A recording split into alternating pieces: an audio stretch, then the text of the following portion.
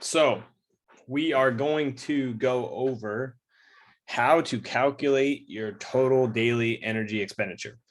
All right, so why is this important?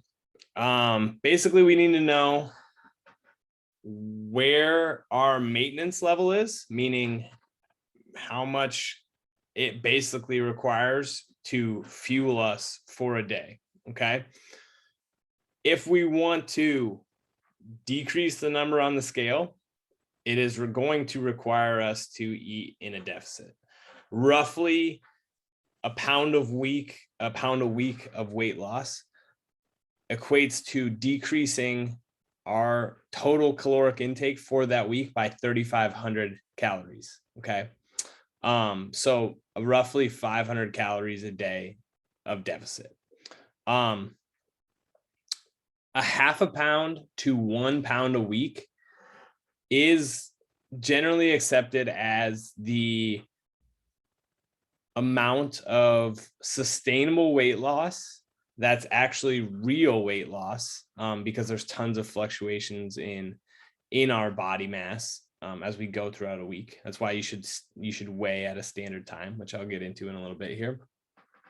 But beyond 1 to 2 pounds really a week, you are going to really burn out on your diet. It's too much stress to accommodate for and to adapt to continue to lose weight. So too big of a caloric deficit is a problem because you're not actually feeding yourself in a manner that is going to support actually losing weight. Your body is super, super efficient. So then you do start to have some issues with metabolism and that type of thing. So why we need to calculate our total daily energy expenditure is because it's the baseline. It's helping us figure out how much it takes to make us go. Okay. And then we combine that with weighing ourselves regularly. And we can kind of get over time. Like this is all stuff that it's tracking over time, right? That's the hard part. We can't just set it and forget it. We'd love to do that. I would love to take my magic wand and make you lose 30 pounds, but that's not how any of this works. And like anything else in life, we don't get results quickly. Unfortunately, adding weight is a pretty easy process, especially when we're not very mindful of it. It does come on slow, still relatively slow. You're not going to gain 30 pounds in a day. And you should also realize that one bad day is not the end of the world. I struggle with that mentality too, where I'd have a bad day and then I'd get so upset about it. But like, it's just a drop in the bucket. You can reset and you'll be fine.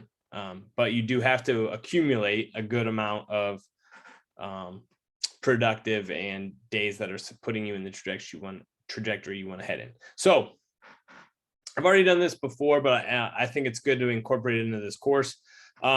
Basically, this is simple. It's not perfect. I'm going to say that I'm 210.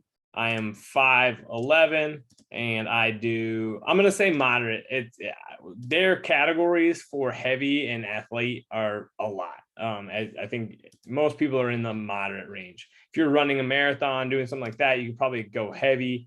But most of us are probably in the moderate range. Don't worry about your body fat percentage. Just hit calculate. All right. So this particular estimator, and it is an estimator, it's not perfect, says that I am at 2975 calories per day per maintenance. Okay. So what I would want to do is if I want to start losing weight, I would weigh myself. I would say I want to lose a pound a week. So I'm going to decrease my daily caloric intake by 500 calories. Okay.